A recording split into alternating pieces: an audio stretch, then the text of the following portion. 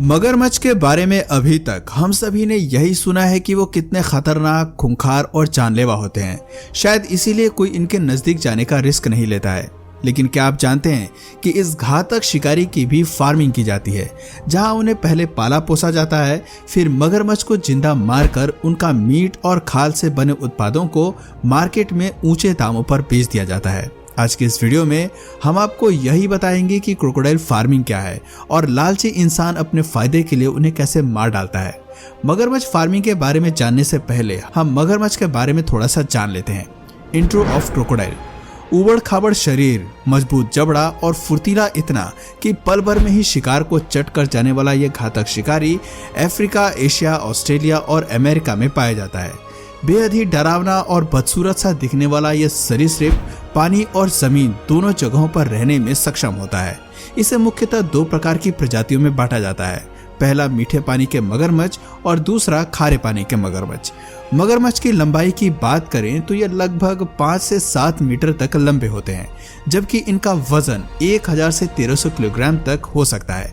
शरीर में इतना भारी भरकम होने के बावजूद एक नाइल क्रोकोडाइल की रफ्तार 30 से 35 किलोमीटर प्रति घंटा होती है, जबकि अमेरिकन क्रोकोडाइल की दौड़ने की स्पीड 32 किलोमीटर पर आवर होती है। अन्य जानवरों के मुकाबले इस शिकारी जीव का एक बाइट काफी मजबूत माना जाता है। आपको सुनकर हैरानी होगी कि एक बड़े मगरमच्छ का bite force 5000 pounds per square inch से भी ज्यादा होता है और यही इसकी सबसे बड़ी खासियत है जो मगरमच्छ को सफल शिकारी बनाती है। दोस्तों, इनका पाचन तंत्र यानी डाइजेस्टिव सिस्टम इतना कमाल का होता है कि यह हड्डियों और पत्थरों तक को आसानी से हजम कर जाते हैं। आपको बता दें कि इनका जीवन काल 100 साल तक का हो सकता है। Crocodile farming.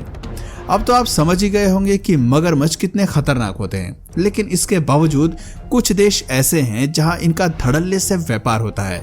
इन देशों में सबसे आगे थाईलैंड है, जो मगरमच्छ की स्किन से बने तमाम तरह के प्रोडक्ट्स बड़े पैमाने पर सप्लाई करता है।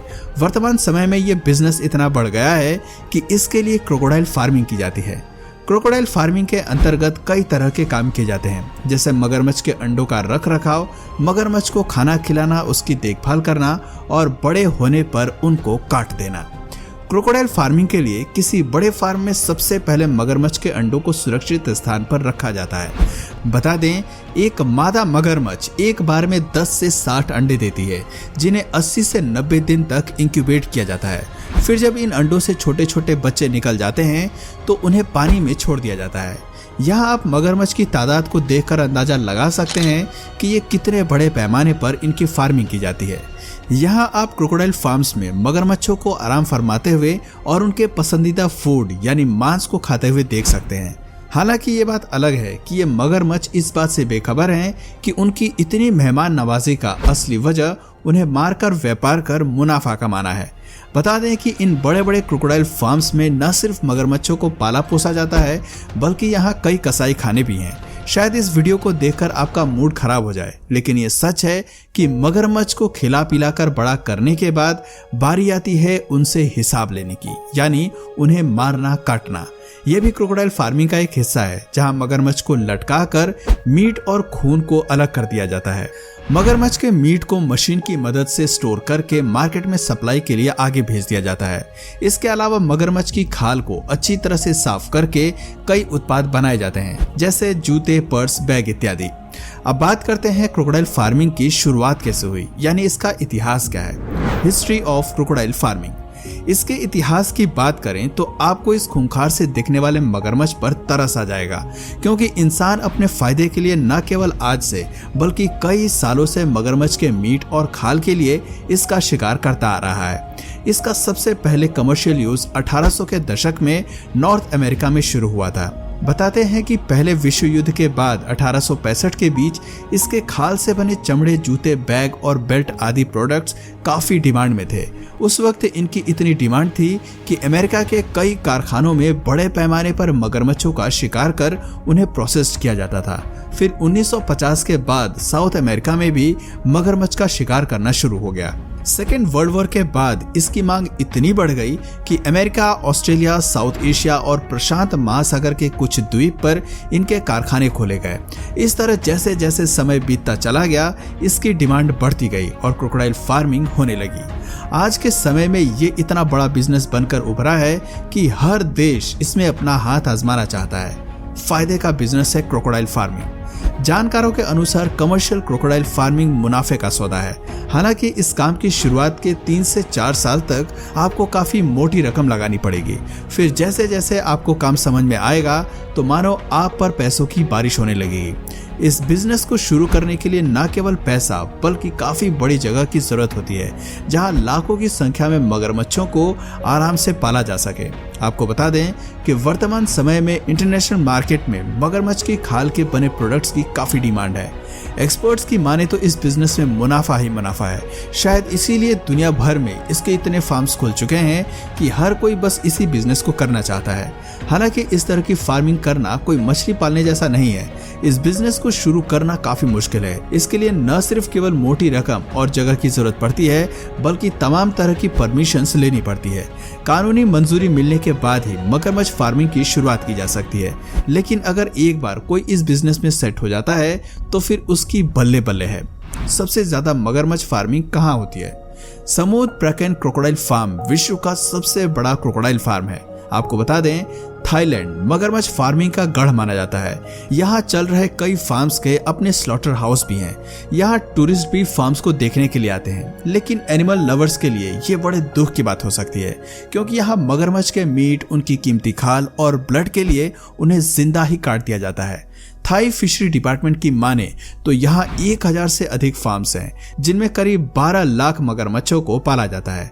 जानकारी के लिए बता दें कि श्री आयाशु क्रोकोडाइल फार्म थाईलैंड के सबसे बड़े फार्म में से एक है, जिसे 35 साल से भी ज्यादा समय हो गया है। थाईलैंड के बाद ऑस्ट्रेलिया और साउथ अफ्रीका में यह व्यवसाय काफी फल फूल रहा है। बता दें कि फैशन इंडस्ट्री में ऑस्ट्रेलियन फार्म्स के मगरमच्छ के खाल से बने प्रोडक्ट्स की बहुत बड़ी मांग है। मगरमच्छ के मीट की कीमत। थाईलैंड के फुकेत में कई ऐसे फार्म्स हैं जहां मगरमच्छ के लिए कसाई खाने चालू हैं।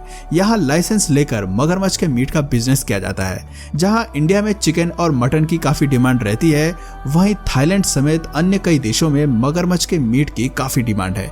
बता दें कि इसका मीट 570 रुपए प्रति किलो में बिकता है। मगरमच्छ की स्किन से बने बैग की कीमत।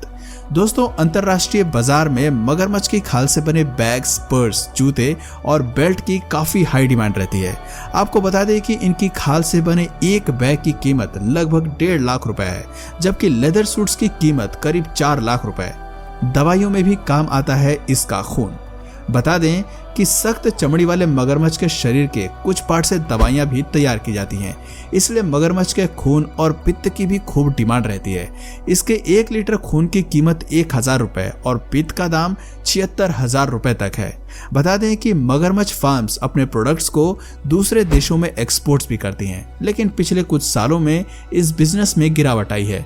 एक रिपोर्ट के मुताबिक 2016 में थाई क्रोकोडाइल्स लेदर के एक्सपोर्ट में 60% तक गिरावट दर्ज की गई थी। खतरे में है मगरमच्छ का अस्तित्व। दोस्तों, इंसान इतना खुदगर्ज और लालची हो गया है कि उसे किसी की जान की कोई परवाह नहीं है। बड़े दुख की बात है कि इंसान द्वारा मगरमच्छ के प्राकृतिक निवास स्थान से छेड़छाड़ और उसका जरूरत से ज्यादा दोहन करने के कारण इनकी कुछ प्रजातियां तो विलुप्त हो चुकी हैं और कई खत्म होने की कगार पर हैं। अगर इंसानों ने मगरमच्छ फार्मिंग पर लगाम नहीं कसी तो वो दिन दूर नहीं जब इनका अस्तित्व खत्म हो जाएगा। तो दोस्तों, आपका इस तरह की फार्मिंग पर क्या ख्याल है, कमेंट करके जरूर बताइए। और अगर इस वीडियो से आपको कुछ नया जानने या सीखने को मिला तो प्लीज़ इस वीडियो को अपने फ्रेंड्स और फैमिली तक ज़रूर शेयर करें। और यदि आप इस चैनल पर नए हैं तो प्लीज़ इस चैनल को सब्सक्राइब करके बेल नोटिफिकेशन आइकन को ऑन कर लीजिए, ताकि हमारे आने वाले वीडियोस आप मिस न करें। मिलते हैं फिर किसी वीडियो में नए टॉपिक के साथ, तब तक के लिए नमस्कार।